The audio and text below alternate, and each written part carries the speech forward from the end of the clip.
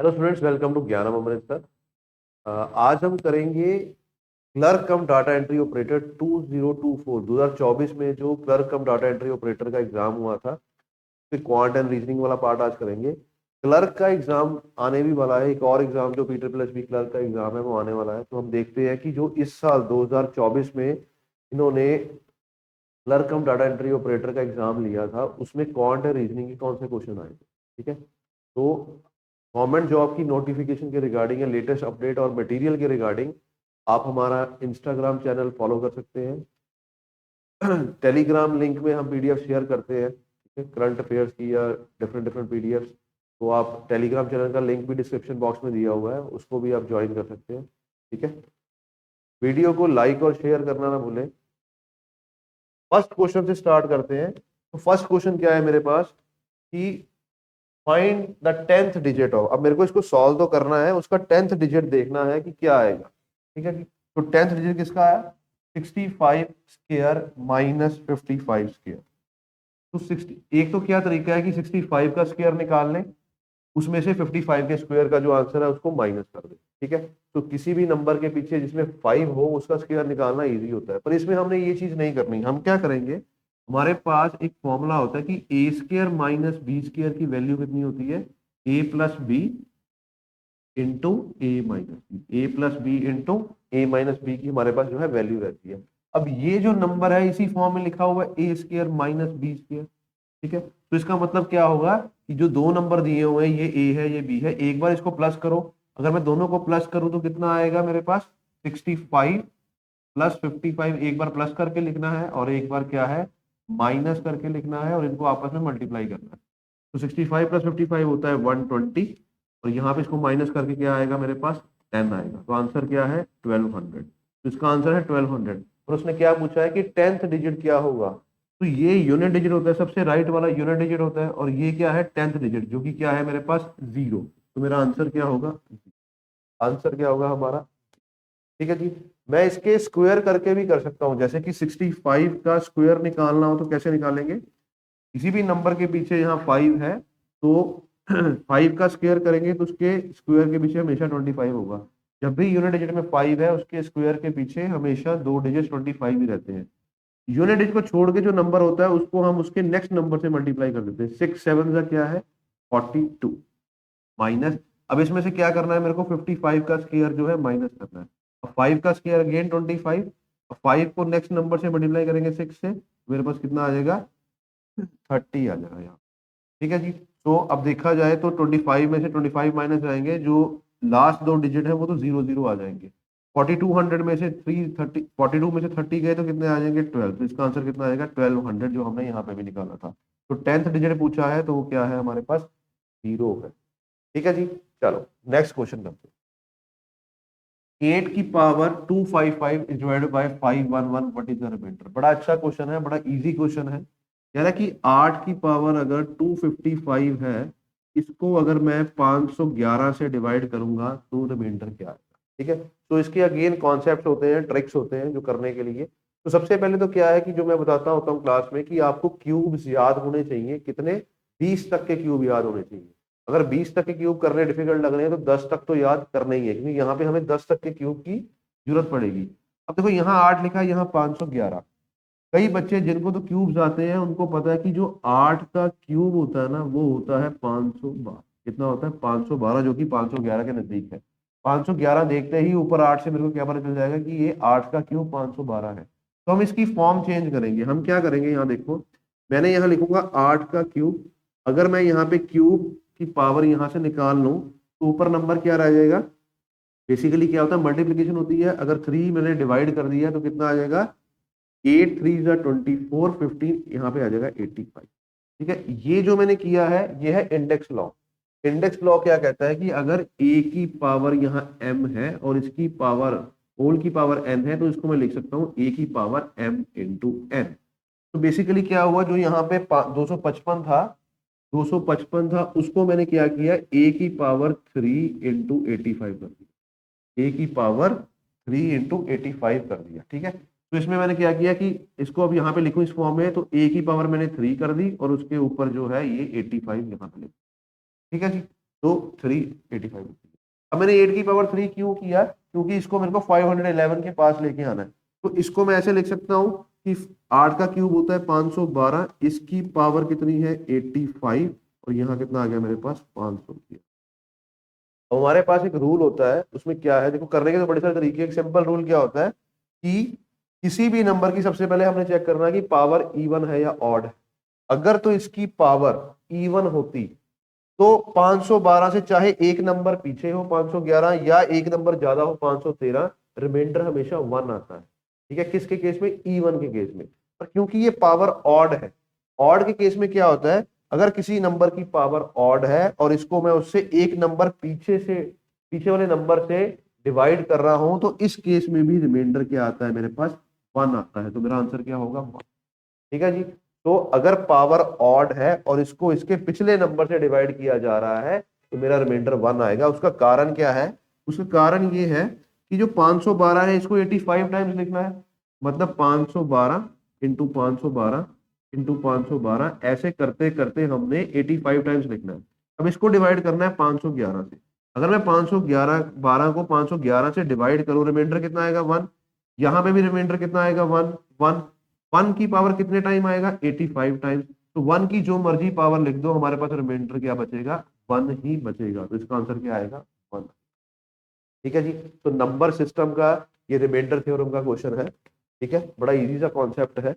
तो किसी टाइम सिर्फ रिमाइंडर थ्योरम के ऊपर नंबर सिस्टम की एक वीडियो बनाऊंगा मैं। ठीक है, बड़ा इंटरेस्टिंग टॉपिक है ये। नेक्स्ट क्वेश्चन देखते हैं। In the which of the following is the least possible fraction that will get divided by each of this. इनमें से सबसे छोटी फ्रैक्शन कौन सी है जिससे हम इन सबको डिवाइड कर सकते हैं। ठीक है, तो विच of the following is the least possible fraction that will get divided by these number. तो पहले एक चीज मैं क्या चेक करूं, क्योंकि मेरे को ऑप्शन भी चेक करने हैं। तो मैं ये देख लूं कि चारों में से सबसे छोटी फ्रैक्शन कौन सी है, उसी को चेक कर लेते हैं। अगर वही सेटिस्फाई होगी तो मेरा आंसर वही आ जाएगा। तो सबसे छोटी कौन सी होगी, देखो अब इसमें क्या है मेरे पास, जब 25 को मैं 3 से डिवाइड करूंगा तो कटिंग कहां से होगी, 8 पॉइंट समथिंग से होगी। सो ये नंबर जो है वो 8 पॉइंट समथिंग होगा। अगर मैं इसकी बात करूं 81/4 की, तो इसकी कटिंग कहाँ होगी, 20 पॉइंट समथिंग से होगी, 20 पॉइंट समथिंग से होगी। ठीक है, सो ये बड़ा नंबर है, इससे मेरे को सबसे छोटा देखना है कौन सा है। अब देखो यहाँ पे क्या है, 25/9। तो ये क्या है, 9 2 से 18, 9 से 27 में नहीं हो रहा है। यहाँ पे क्या आएगा, 2 पॉइंट समथिंग आएगा। यहाँ पे क्या आएगा, 2 पॉइंट समथिंग। अगर मैं 40/9 की बात करूं, ठीक है, तो इसमें क्या आएगा, यहाँ पे 4 पॉइंट समथिंग आएगा। मेरा आंसर क्या आएगा, 4 पॉइंट समथिंग जो है हमारा आंसर आएगा। ठीक है, तो अब बेसिकली देखा जाए तो ये 2 पॉइंट समथिंग है, ये 4 पॉइंट समथिंग है, ये 8 और 20 है। तो ये 8 और 20 तो इन दोनों से बड़े हैं। तो बेसिकली देखो, हो सकता है ये आंसर अगर ये दोनों डिवाइड ना करें। तो सबसे पहले मेरे को क्या देखना है कि 25/9 से डिवाइड हो रहा है कि नहीं। अब मैं क्या करता हूँ, ऊपर वाली फ्रैक्शंस देखता हूँ कि फ्रैक्शंस जो है मेरे पास क्या है, 5/18 है।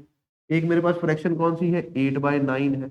एक मेरे पास फ्रैक्शन कौन सी है, 10/27।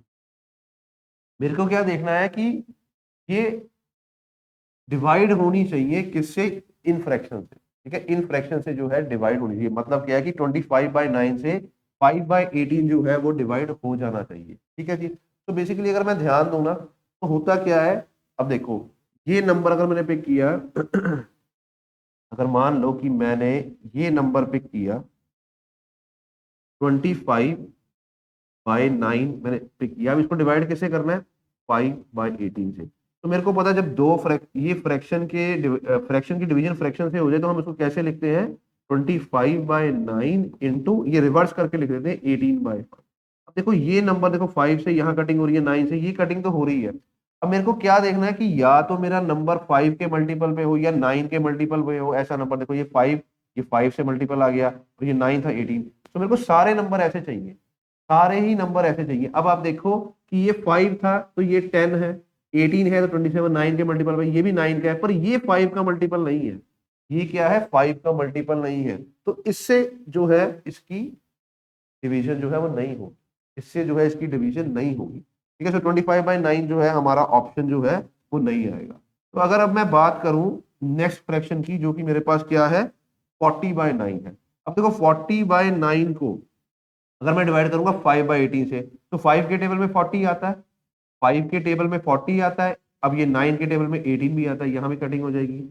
8 के टेबल में 40 आता है, 8 5 जा 40, 9 के टेबल में 9 आता है, डिनोमिनेटर से डिनोमिनेटर चेक कर लो। 10 के टेबल में 4 आता है 4, और 27 और 9 9 के टेबल में आता है। इसका मतलब इससे ये तीनों फ्रैक्शन जो है डिवाइड हो जाएंगी, और ये वाली फ्रैक्शन जो है इनसे छोटी है। तो मेरे को तो वैसे ही लीस्ट बताना है, लीस्ट ये थी, ये डिवाइड नहीं हो रही थी, तो मेरा आंसर क्या आएगा 40/9। ठीक है जी। तो बेसिकली मैंने क्या चेक करना है, इसका न्यूमरेटर उसके न्यूमरेटर से चेक करना है, इसका डिनोमिनेटर उसके डिनोमिनेटर से चेक करना है कि ये एक दूसरे के टेबल में आ रहे हैं या नहीं। अगर तो आ रहे हैं तो कटिंग हो जाएगी, नहीं तो नहीं होगी। इसकी क्यों नहीं हो रही थी, क्योंकि ये जो है 25 है वो 8 के टेबल में नहीं आ रहा था, 9 तो 9 के टेबल में आ रहा था। ठीक है, ये वाला 8 नहीं आ रहा था। बाकी दोनों फ्रैक्शन से डिवाइड हो रहा है, ये नंबर बाकी दोनों फ्रैक्शन से डिवाइड हो रहा है, पर 8/9 से ये डिवाइड नहीं हुआ। ठीक है जी, चलो नेक्स्ट क्वेश्चन देखते हैं। The ratio of the present ages of A and B is 3:4. After 4 years, the ages will be 11/13. बड़ा इजी क्वेश्चन है। ठीक है, बड़ा इजी क्वेश्चन है। वो कह रहा है कि A और B की प्रेजेंट एजेस की रेशियो कितनी है, 3/4 है। तो रेशियो अगर 3/4 है, तो हम जब एक्चुअल एज निकालते हैं, एज्यूम करते हैं, तो हम क्या करते हैं, कॉमन नंबर से मल्टीप्लाई कर देते हैं दोनों को। मैं वो कॉमन नंबर एक्स मान लेता हूँ। ये तो रेशियो है, यहाँ पे मैंने एक्चुअल एज बना दी। एक्चुअल एज कितनी है, 3x 4x। रेशो में एक कॉमन नंबर को हम मल्टीप्लाई करते हैं एक्चुअल वैल्यू लाने के लिए। जैसे कि मान लो मेरी पे है 30,000, मेरे फ्रेंड की कितनी है 40,000, तो हमने रेशो फॉर्म में लिखना हो तो क्या लिखेंगे, 3:4। पर एक्चुअली में क्या है कि अगर रेशो से एक्चुअल फॉर्म में आना तो मैं किससे मल्टीप्लाई करूंगा, 10,000 को दोनों साइड से, जिससे इसकी कटिंग हो रही है। ठीक है, ये जो नंबर होता है कॉमन मल्टीप्लाइंग फैक्टर, ये इन दोनों नंबरों का हाईएस्ट कॉमन फैक्टर होता है। ठीक है, तो मैंने क्या किया, इसको एक कॉमन नंबर से मल्टीप्लाई कर दिया जो कि x है। अब ये एक्चुअल एजेस आ गई, वो कह रहा है आफ्टर 4 ईयर, 4 साल प्लस। अब मैंने एक्चुअल एज इसलिए बनाई थी क्योंकि एक्चुअल एज में ही एज ऐड होती है, ईयर्स जो है ईयर्स में ही ऐड होंगे, रेशो में ऐड नहीं होंगे। तो ये एक्चुअल आ गया, इसमें 4 ऐड कर दिया, इसमें 4 ऐड कर दिया। अब जो रेशो है वो बन गई 11:30। अब हमने ये बताना है कि प्रेजेंट एज ऑफ बी क्या होगी, प्रेजेंट एज ऑफ बी क्या होगी। ठीक है जी, प्रेजेंट एज जो है बी की क्या होगी, हमने ये बताना। ठीक है जी, चलो अब देखो, अब मैं क्या करूंगा, क्रॉस मल्टीप्लाई करूंगा।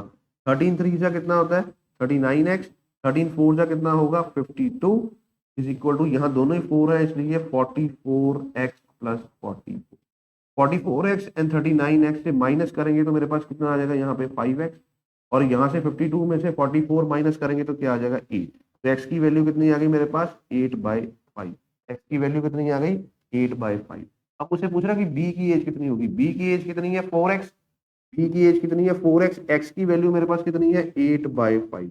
यहाँ पे आ जाएगा 32/5, इसका मतलब होगा 6.4, इसका मतलब होगा 6.4, जो कि ये, जो कि फर्स्ट ऑप्शन है। ठीक है जी, तो ये एजिस का इजी सा क्वेश्चन आया है। ठीक है, एजिस का कॉन्सेप्ट भी जो है रेशो प्रोपोर्शन के ऊपर चलता है। नेक्स्ट क्वेश्चन देखते हैं, find the value of, simple सा अर्थमेटिक वाला क्वेश्चन है, मतलब बोर्ड मास वाला क्वेश्चन है कि तो इसको इससे माइनस करके 0.2 से डिवाइड करें तो आंसर क्या आएगा। तो यहीं पे कर देते हैं। देखो 9 में से 5 गए तो कितने आ गए 4, 4 में से 2 गए तो यहाँ कितने आ गए 2, 0.24 डिवाइडेड बाय 0. यहाँ 2 लिखा है। अब 2 के पीछे अगर मैं 0 लगा दूं तो कोई दिक्कत तो नहीं है। अब 2 नंबर से पहले डेसिमल है, 2 नंबर से पहले डेसिमल है, मैं इसको हटा सकता हूँ यहाँ से। ठीक है, यहां से मैंने इसको हटा दिया और यहां से मैंने इसको हटा दिया। ठीक है, मेरे पास ये बच गया। अब इसको ऐसे मैं लिख सकता हूँ कि 12/10, इन दोनों का हाफ कर दिया और आंसर क्या आ गया 1/2। मेरा आंसर क्या होगा 1/2। ठीक है जी, आंसर क्या होगा हमारा 1/2।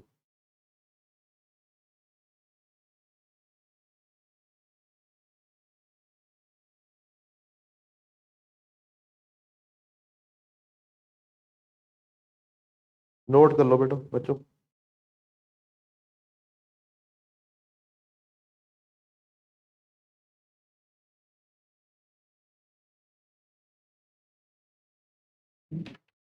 नेक्स्ट क्वेश्चन करो।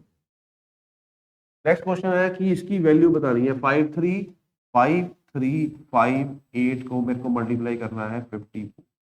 तो दो तरीके होते हैं, एक तो होता है यूनिट डिजिट, एक होता है डिजिटल सम। पर वो दोनों तरीके यहाँ फेल हो जाएंगे। देखो 8 4 जा 32, यूनिट डिजिट 2 आएगा, इसमें सब में यूनिट डिजिट 2 है। उसके बाद क्या है कि डिजिटल सम देख लें अगर हम, डिजिटल सम, क्योंकि ये इसका डिजिटल सम 9 होगा, 9 का मल्टीपल है 9 होगा। पर प्रॉब्लम क्या है कि अगर ऊपर आप नंबर चेक करो, नंबर जरूर डिफरेंट डिफरेंट लिखे हैं, पर डिजिट्स जो उन्होंने यूज किए हैं वो सेम है। देखो 332 है, 298 है, ये 332 है, 298 है। मतलब हर एक चीज में क्या है कि जो दो है वो 2 बार यूज किया गया, 3 जो है वो भी 2 बार यूज किया गया, एक 9 और एक 8 है, सब में ऐसा ही है। तो इनका डिजिटल सम भी बाई चांस सेम ही आएगा। तो मेरे पास क्या तरीका रह गया इसको कैलकुलेट करने का। अब कैलकुलेशन के बहुत सारे तरीके हैं कि इसको या तो 50 से मल्टीप्लाई करके फिर 4 से कर दो, या फिर सीधा 54 से मल्टीप्लाई कर दो, जिसकी 8 4 जा 32, 5 4 जा 20, 23, 4 3 जा 12, यहाँ आ गया 14, 4 5 जा 20, यहाँ आ गया 21। ठीक है जी।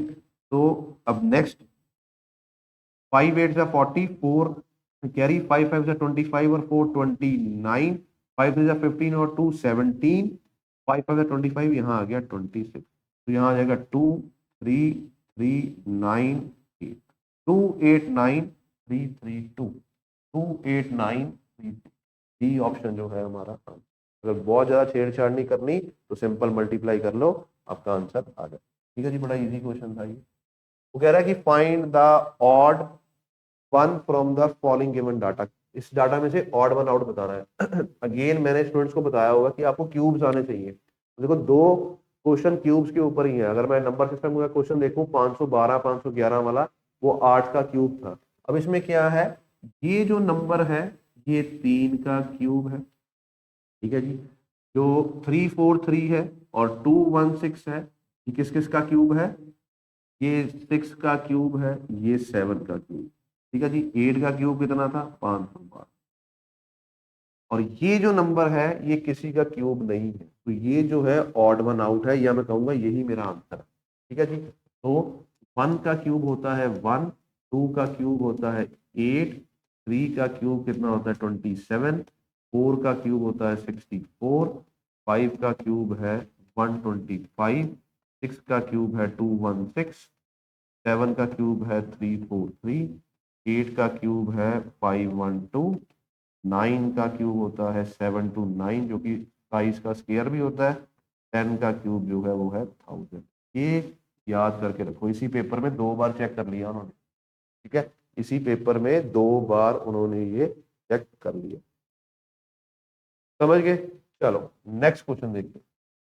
नेक्स्ट क्वेश्चन है in the row of girls Shweta is, तो ये हमारे पास है अरेंजमेंट वाला क्वेश्चन है। तो कहता है in the row of girls Shweta is 11th from the right. मैं लिख देता हूँ यहाँ पे जो श्वेता है वो राइट से 11th पोजीशन पे। Mansi is, Mansi is 14th from left. Mansi is 14, sorry ये क्या है, अब ध्यान से सुनना है, क्वेश्चन जो है फ्रॉम लेफ्ट नहीं है। Mansi is 14th to the left of Shweta. तो श्वेता अगर यहाँ पे 11 है, इसके 14 नंबर और लेफ्ट पे है, तो 11 और 14 कितने होते हैं 25। तो इसका मतलब इसकी राइट साइड से पोजीशन 25 होगी। राइट साइड से ये 11th पोजीशन पे है, इसके 14 पोजीशन लेफ्ट जाओ, तो लेफ्ट अगर मैं जाऊंगा तो राइट साइड से कितना हो गया 25, इसमें 11 में हमने यहाँ 14 ऐड कर दिए तो कितना आ गया 25 आ गया। ठीक है जी, समझ गए। अब वो कह रहा है कि जो मानसी एक्चुअली में, ये जो मानसी की पोजीशन है एक्चुअली में ये 12th है from the left hand, then how many girls are there in the row. तो ये जो अरेंजमेंट वाला क्वेश्चन होता है इसके सिर्फ 2 ही फंडे होते हैं। ठीक है, अगर मेरे को अपना रैंक स्टार्टिंग से और लास्ट से पता है तो मैं ये बता सकता हूँ कि क्लास में बच्चे कितने हैं। यही उसने पूछा है, how many girls are there in the class row. तो क्योंकि मानसी की पोजीशन राइट साइड से 25th है, लेफ्ट साइड से कितनी है 12, इन दोनों कर लो प्लस, कितना आ गया 37। अब इसमें से एक माइनस कर देंगे, इतने स्टूडेंट्स होंगे रो में या क्लास, कितने 36।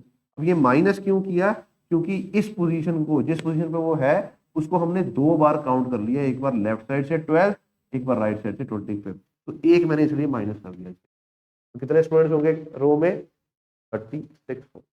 ठीक है जी, नेक्स्ट क्वेश्चन करते हैं। A woman is shopping in the plaza. She walks 80 meters south. तो हम कहीं पे भी डॉट लगा देते हैं स्टार्टिंग पॉइंट इसका।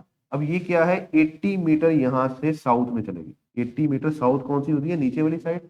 ही देन टर्न्स ईस्ट। अब ईस्ट किस राइट साइड होता है, तो ये यहाँ पे ईस्ट मूव किया इसने एंड वॉक्ड 50 मीटर। तो यहाँ पे इसने 50 मीटर जो है वॉक किया।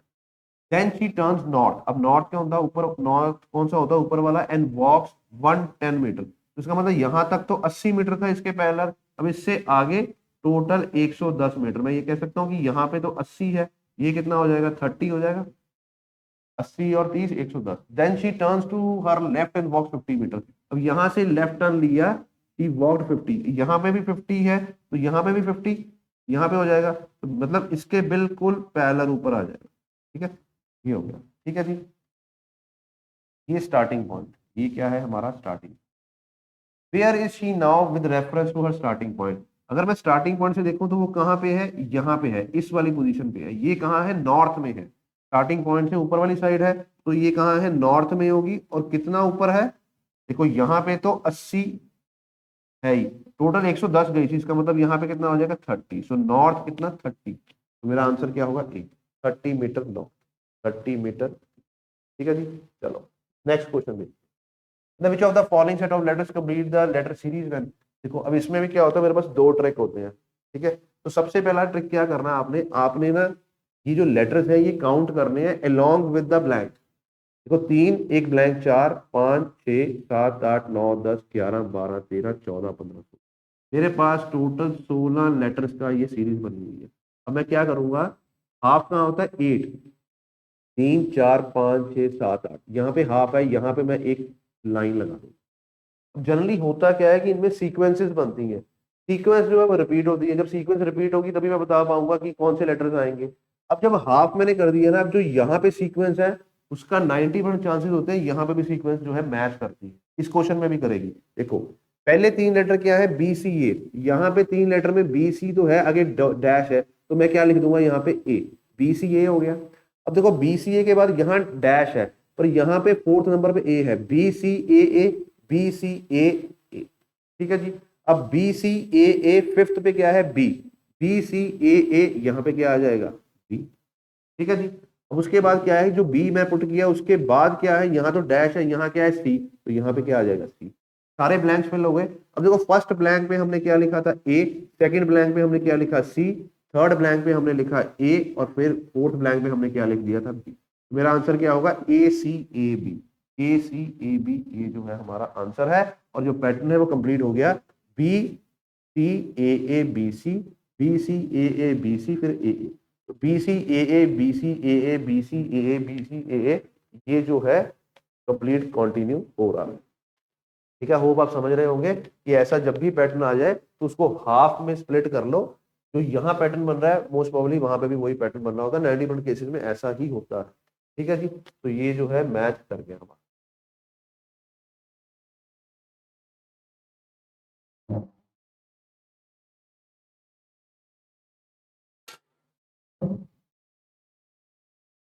नेक्स्ट क्वेश्चन करते हैं, find the odd one out. इसमें से मेरे को ऑड वन आउट निकालना। अभी ऐसे जो भी क्वेश्चंस आते हैं, मेरे को जो लेटर्स होते हैं ये सारे एक तरह से उर्दू की तरह नजर आ रहे हैं कि मेरे को समझ में नहीं आ रहा बी वाई सी क्या है। ठीक है, तो मेरे को इन लेटर्स के कॉरेस्पॉन्डिंग नंबर्स याद होने चाहिए। के जो है वो होता है 10, क्यू होता है 17, और के होता है Kings 11 Punjab. B 2, Y Y होता है 25, सी कितना होता है, एल कितना होता है 12, आर होता है 18, एम होता है 13, ओ है 15, पी होता है 16, एक्स होता है 24। ठीक है जी, एक्स क्या है हमारे पास, 24। ठीक है, अब एक चीज तो मेरे को क्या नजर आ रही है कि ये 10 है तो ये 11 है, 2 है तो ये 3 है, 12 है तो ये 13 है, अगला अगला नंबर है। यहाँ पे ये अगला नंबर यहाँ पे आ गया। ठीक है जी, एक चीज तो ये है। दूसरी मैं क्या देख रहा हूं कि यहाँ पे इसने +7 किया है, और यहाँ पे आगे क्या हो गया, -6 हो गया। ठीक है, ठीक है जी। तो अगर मैं यहाँ पे देखूं, यहाँ पे मेरे पास है +23, और यहाँ क्या है, -22। जितना प्लस हो रहा है उसे एक कम माइनस, जितना प्लस हो रहा है उसे एक कम माइनस। यहाँ पे अगर मैं देखूं तो +6 है, तो माइनस कितना हो रहा है, 5। 6 का 5, 23 का 22, 7 का 6। तो यहाँ पे जो है वो ऐसी चीज हो नहीं रही कुछ भी, ये दोनों जगह प्लस हो रहा है। तो मेरा जो ऑड वन आउट है वो क्या है, ओपी है। ऑड वन आउट है वो क्या है, ओपी है। Next question sir.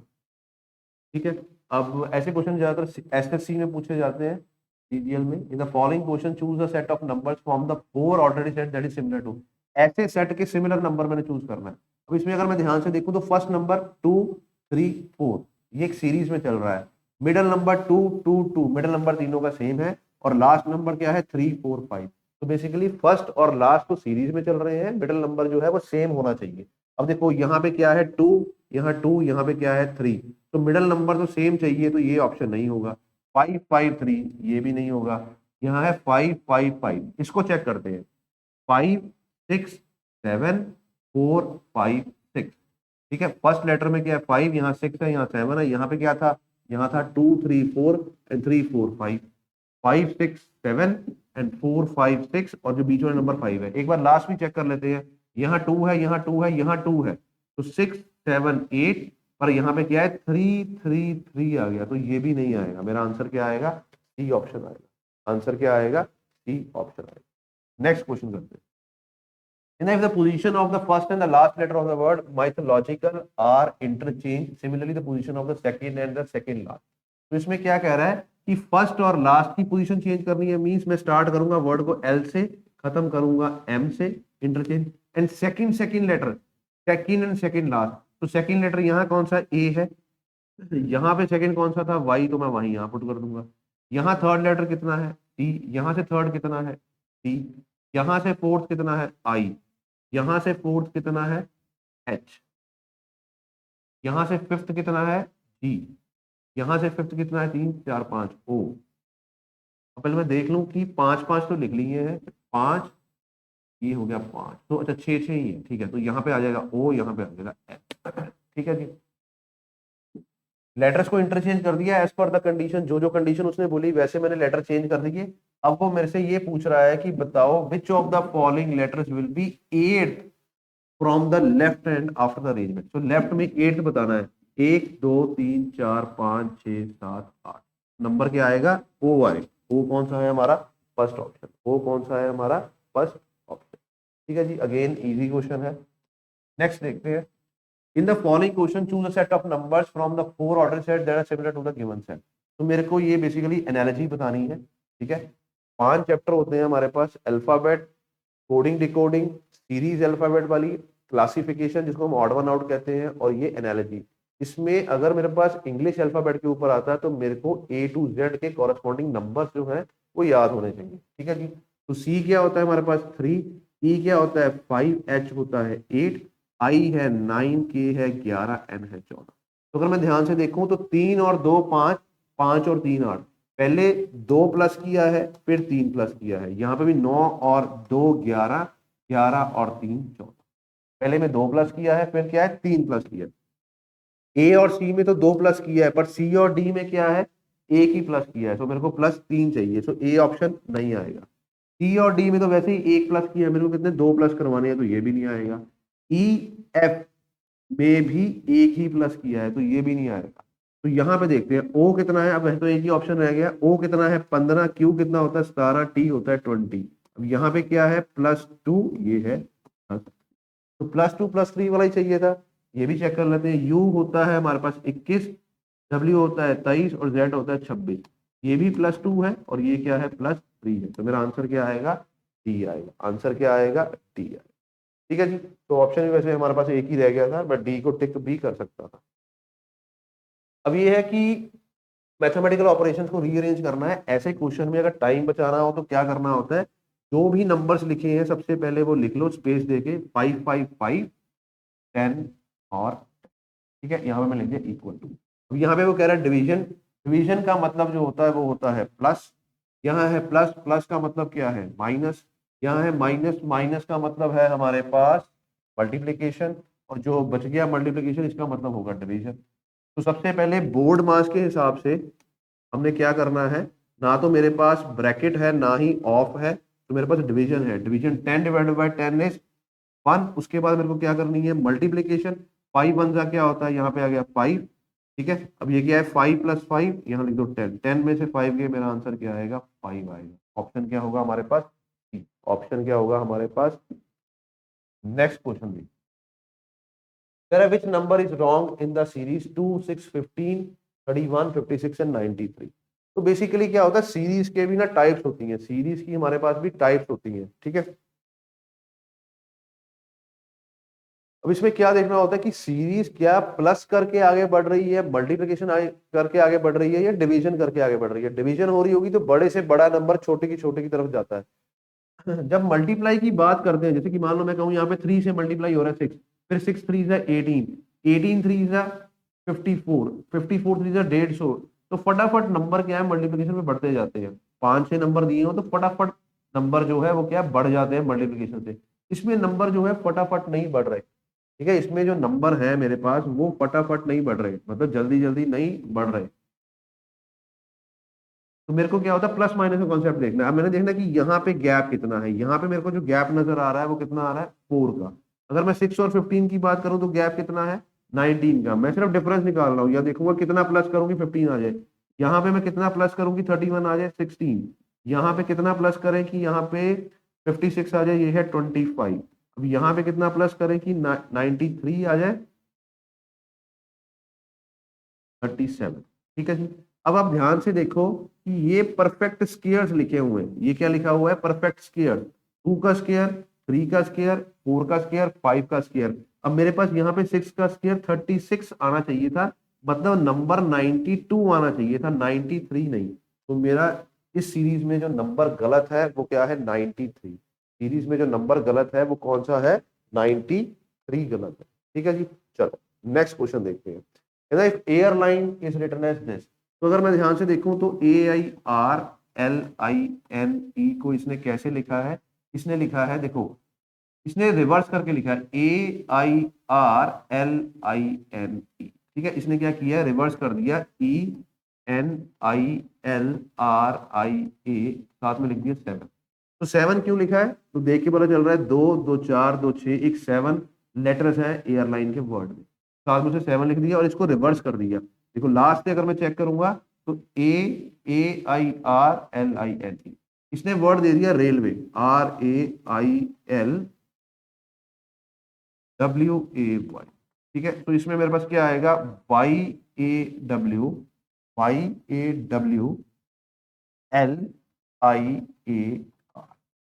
YAWLIA, देखो स्टार्टिंग में चेक करो YAWLIAR7, तो फर्स्ट ऑप्शन ही ठीक लगा, ठीक है।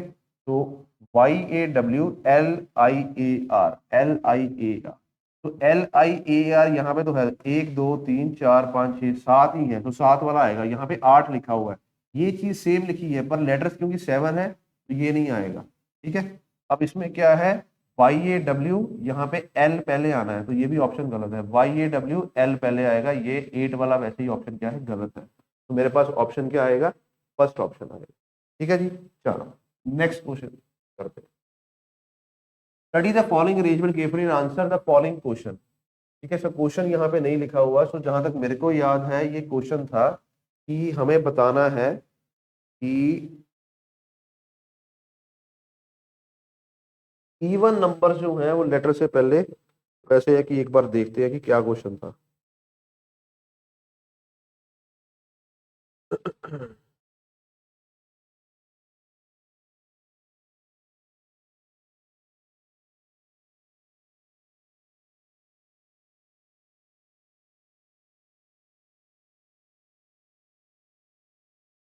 तो ओरिजिनल पेपर के हिसाब से यहाँ पे था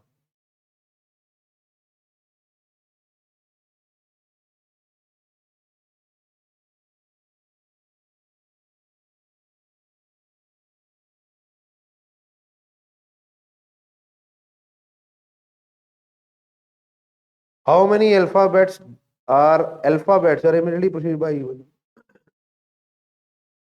how many alphabets are immediately proceeded by even number, मतलब इवन नंबर से जस्ट पहले कितने पोजीशंस पे यहाँ पे अल्फाबेट है। तो सबसे पहले तो इवन नंबर देखो कौन से, इवन नंबर ये 2 है, उसके बाद मेरे पास इवन नंबर आ रहा है 8, उसके बाद इवन नंबर है ही नहीं, ठीक है। अगर मैं ध्यान से देखूं इस सीरीज में भी देख लेते हैं ओरिजिनल पेपर में, जो मेरे पास इवन नंबर है वो 2 है, उसके बाद मेरे पास 8 इवन नंबर है।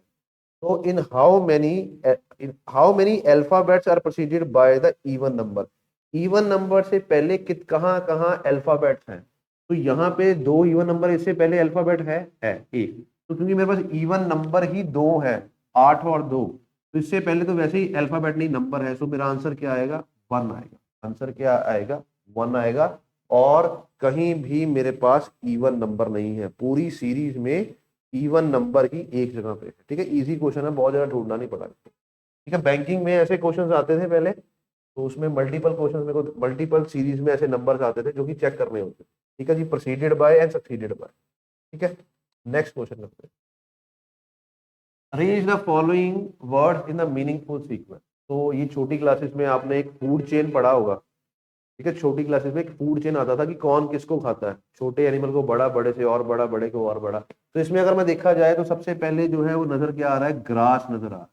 ग्रास को कौन खाएगा, ग्रास ऊपर खाएगा। ग्रास ऊपर को कौन खाएगा, फ्रॉग खाएगा। ठीक है, फ्रॉग को कौन खाएगा, स्नेक। ठीक है, और स्नेक को कौन खाएगा, ईगल। तो मेरे पास 2 3 1 5 4, 2 3 1 5 4 ए ऑप्शन ही आ गया। बाकी में क्या है, यहाँ पे 3 है, 3 का मतलब ग्रास ऊपर है, और ग्रास ऊपर, ग्रास ऑब्वियसली ग्रास को नहीं खा सकता, तो ये गलत है। यहाँ स्टार्ट तो ग्रास से किया है, ग्रास को कौन खा रहा है, फ्रॉग खा रहा है, और फ्रॉग को कौन खा रहा है, ग्रास ऊपर, ये गलत है। सबसे पहले आ गया ईगल, ईगल जो है उसके बाद आ गया स्नेक। अच्छा, रिवर्स में भी हो सकता है, 1 3 और 2। तो क्योंकि हमने फूड चेन को फॉलो करना है, तो स्टार्ट हमने जहाँ पे फूड बन रहा है वहां से करना है। इसका रिवर्स ही लिखा हुआ है यहाँ पे, 4 5 1 3 2, पर हमारे पास ये ऑप्शन नहीं आएगा। फूड चेन के हिसाब से हमारे पास जो ऑप्शन रहेगा वो क्या रहेगा, फर्स्ट ऑप्शन रहेगा, 2 3 1 5, 2 3 1 5। नेक्स्ट देखते हैं। अब यहाँ पे कहते हैं कि ड्रामा जो है वो कहाँ होता है, स्टेज पे। तो टेनिस कहाँ होता है। तो स्पोर्ट्स एक ऐसा कैटेगरी है, करंट अफेयर्स में बहुत सारे क्वेश्चन आते हैं, देखा जाए तो एक तरह से करंट अफेयर का या आपकी अवेयरनेस का क्वेश्चन है। क्रिकेट हम कहाँ खेलते हैं, ग्राउंड में। फुटबॉल भी कहाँ खेलते हैं, ग्राउंड में खेलते हैं। ठीक है जी, तो ये बेसिकली पूछ रहा है कि टेनिस कहाँ खेलते हैं। तो कहने को तो लॉन टेनिस है, पर ये खेला कहाँ जाता है, कोर्ट में खेला जाता है। ये कहाँ खेला जाता है, कोर्ट में। टेनिस कोर्ट बोलते हैं हम, क्या बोलते हैं, टेनिस कोर्ट। ठीक है जी, तो इसके बेसिकली वैसे तो बहुत सारे टूर्नामेंट होते हैं, पर हमारे पास 4 जो हैं मेन होते हैं, जिसमें ऑस्ट्रेलियन ओपन होता है, फ्रेंच ओपन होता है, अमेरिकन ओपन है, विंबलडन जिसको बोलते हैं। तो टोटल 4 हैं हमारे पास, और इनके जो विनर्स हैं उनके नाम, या फिर विमेन सेक्शन में जो विनर है उनके नाम, या फिर मिक्स डबल में जो विनर्स हैं, ऐसे क्वेश्चन भी पेपर में देखे जाते हैं। ठीक है जी, तो इसका आंसर है कि ड्रामा अगर स्टेज पे हो रहा है तो टेनिस कहाँ होता है, टेनिस होता है कोर्ट में। टेनिस का टूर्नामेंट होता है, टेनिस रैकेट से खेला जाता है, और नेट बीच में लगा होता है। ठीक है, तो खेला कहाँ जाता है, कोर्ट में खेला जाता है। तो ये है क्लर्क कम डाटा एंट्री ऑपरेटर 2024 का एग्जाम। अभी क्लर्क का एग्जाम होने भी वाला है, जब वो होगा उसको भी डिस्कस करेंगे, एनालाइज करेंगे क्वांट एंड रीजनिंग पार्ट को। अगर आप ऑफलाइन में अमृतसर या अमृतसर के आसपास डिस्ट्रिक्ट्स में कोचिंग लेना चाहते हैं, तो आप विजिट कर सकते हैं ज्ञानम Amritsar, opposite Guru Nanak Dev university, UT market में है। ठीक है, तो हमारी फैकल्टी जो है काफी एक्सपीरियंस है, सारे एक्स गवर्नमेंट सर्वेंट्स हैं, कोई पंजाब से है, कोई बैंकिंग से है, एक्स एम्प्लॉय है, कोई सेंट्रल गवर्नमेंट से है, सीजीएल क्लियर किया हुआ है। तो आपको सारी फैकल्टी जो है वो एक्सपीरियंस मिलेगी। ऑफलाइन कोचिंग के लिए आप हमारे पास विजिट कर सकते हैं। ठीक है, थैंक यू। वीडियो को लाइक और सब्सक्राइब जरूर करें। Thank you.